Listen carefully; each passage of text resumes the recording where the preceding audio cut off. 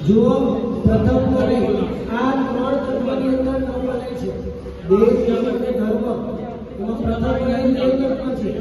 વિદ્ય અને પણ દેવ તત્વ છે એની અંદર જે આ સ્વર અને વ્યંજનો આ પણ દેવ તત્વથી સમાયેલા છે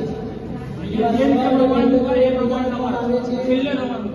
બધાને આ નવાનું ને સરસ